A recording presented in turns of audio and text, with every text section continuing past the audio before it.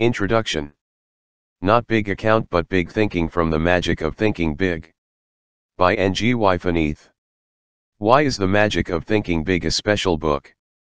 To prove my words true, let me give you some background so that you can clearly understand the point I have been trying to make here. The vice president of a marketing company one day wanted to drive home a point. He desired to show his all staff of the difference between a big brain and a big thinking using a man, Harry, who had earned $60,000 a year, and the rest of his other junior workers, who had made an average of $12,000. Now what has Harry got that the other rests haven't? He had earned 5 times more than the average. Did he work 5 times harder than the others? Did he have higher education or have better health? Was he smarter than his co-workers? All the answers were no. He was about as average as other average guys could be except for one thing. The difference between Harry and the rest of the other staff was that he thought 5 times bigger than the others. Then the executive proceeded to show that, the size of bank accounts, the size of happiness accounts, and the size of one's general satisfaction account is dependent on the size of one's thinking.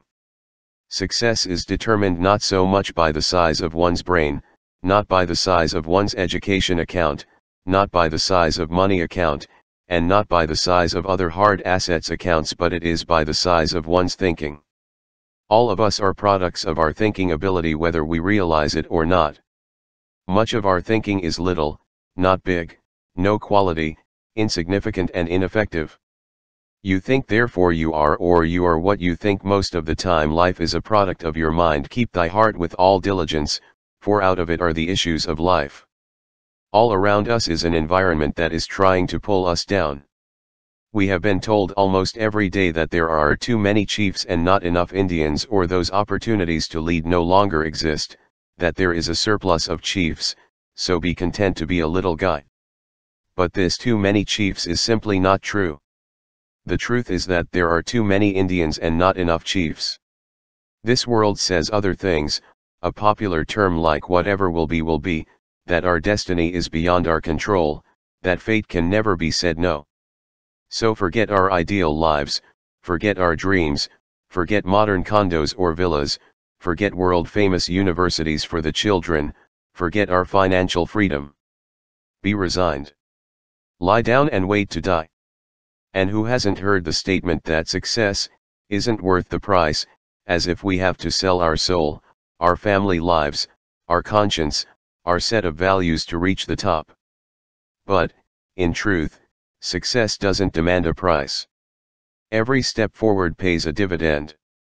This environment also tells us there's too much competition for the top positions of work. But is there? Much competition is usually seen at bottom positions with even the most. There are countless vacancies waiting there for people like you and I who dare to think big. Therefore, the magic of thinking big comes in, from the very finest and biggest thinking minds yet to live on planet Earth. Mind like King David, who wrote, "As one thinketh in his heart, so is he." Minds such as Emerson, who said, "Great men are those who see that thoughts rule the world." Mind like Milton, who in Paradise Lost wrote, "The mind is its own place and in itself can make a heaven of hell or a hell of heaven." Mind like Shakespeare, who observed, "There is nothing either good or bad except that thinking makes it so." But where does the proof come from? How do we know the master thinkers were right? Fair questions.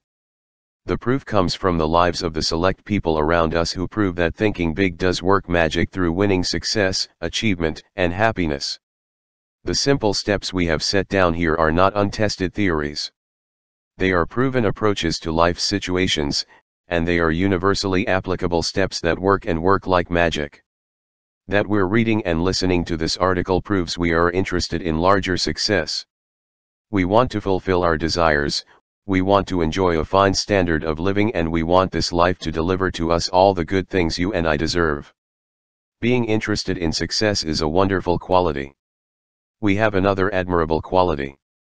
The fact that we're listening to this audiobook shows we have the intelligence to look for tools that will help take us where we want to go. In building anything, automobiles, bridges, missiles, we need tools. Many of us attempt to build a successful life, forget there are tools to help us. We have not forgotten. Then we have the two basic qualities needed to realize real profit from this special message, a desire for greater success and the intelligence to select a tool to help us realize that desire. Think big and we'll live big, we'll live big in happiness, we'll live big in accomplishment.